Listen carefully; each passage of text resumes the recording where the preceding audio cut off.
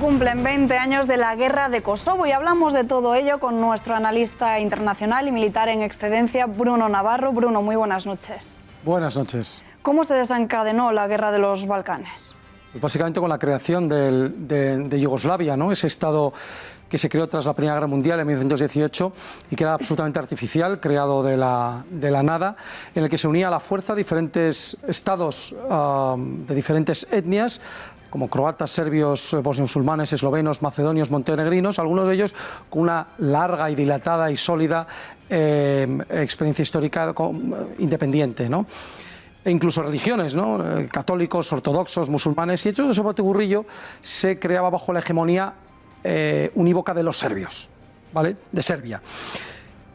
Los demás, lógicamente, este polvorín era un polvorín que, bueno, que fue estallando, no lo aceptaron prácticamente ninguna de esas etnias, y no hubo año que no hubiera revueltas, protestas, luchas e incluso masacres, principalmente por parte de los serbios. Este Estado yugoslavo termina al iniciarse la Segunda Guerra Mundial, en el año 41, 2 años después de iniciarse, en el año 41 hasta el año 45 desaparece Yugoslavia, y lo que hay es una guerra civil dentro del contexto de Guerra Mundial, una guerra civil que es lo que nos interesa ahora, lo que ocurre dentro de las poblaciones, independientemente de que estuvieran los alemanes, luego llegaran los rusos, de que estuvieran los italianos, etcétera.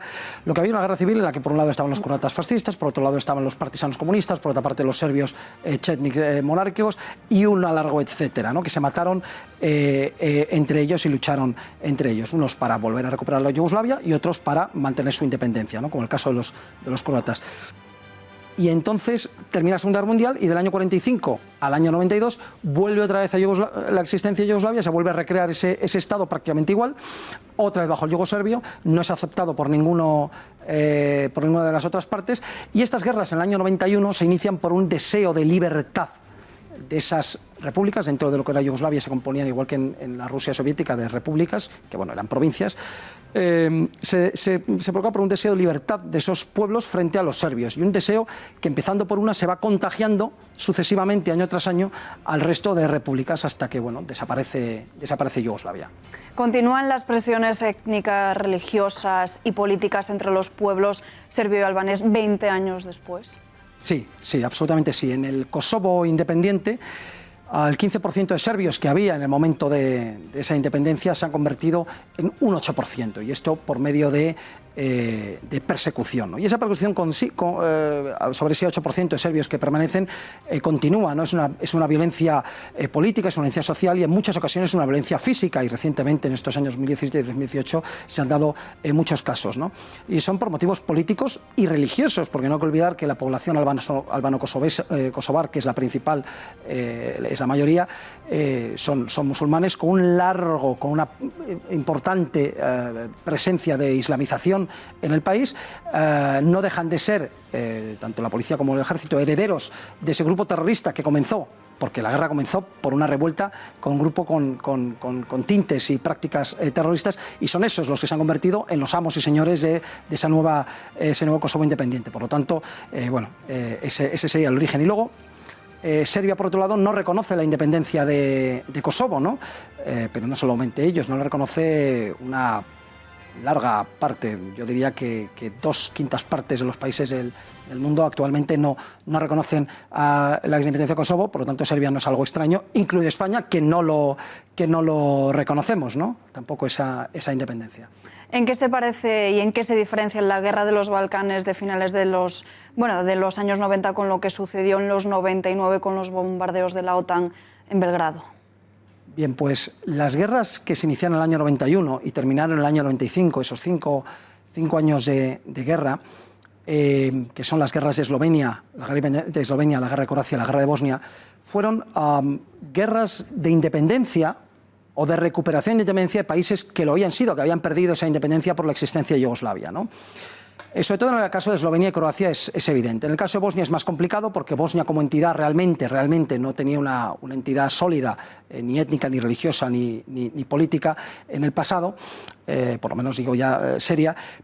Y es evidente que los serbios intentaban mantenerse en Serbia, mantener Yugoslavia, los croatas vincularse a esa nueva Croacia independiente, reunirse con esa Croacia independiente, y los musulmanes, que no tenían un Estado matriz al que unirse, lo que buscaban un Estado propio. Al final es lo que han conseguido, ese Estado propio. Los bosnios y bueno, todos los demás, los serbios y musulmanes, están ahí, ¿no? Pero Kosovo es muy distinto. Kosovo empieza muchos años después, ya en el año 98, y dura hasta el 99, y Kosovo es una guerra de independencia de una región que nunca lo ha sido, que no tiene ninguna base histórica sólida, todo lo contrario, forma parte milenaria de Serbia, es más, se considera el origen de Serbia, Kosovo, ¿y qué ha ocurrido? Que durante décadas y centenas de años la migración albanesa a esa región más rica, dominada Serbia, esa región Serbia, migración albanesa, y la natalidad superior de la etnia albano-kosovar hizo el resto hasta que se convirtieron en mayoría.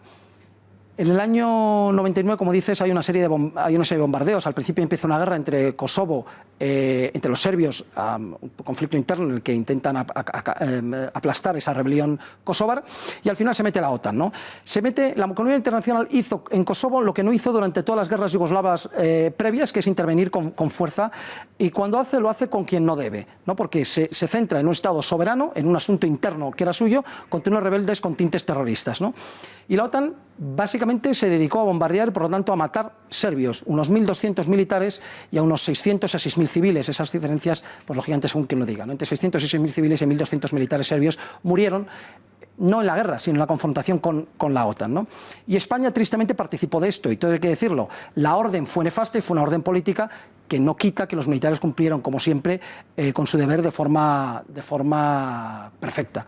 En ese sentido, no me gusta que lo hicieran de forma perfecta bombardeando Serbia, pero eran las órdenes que se hacían entonces. Era una guerra que probablemente no fuera nada justa, pero el sentido del deber de los militares hizo que cumplieran esas operaciones, en este caso el Ejército del Aire principalmente, y lo hicieron con la mayor de las satisfacciones. Pero repito, participamos en una guerra de la OTAN que fue absolutamente injusta.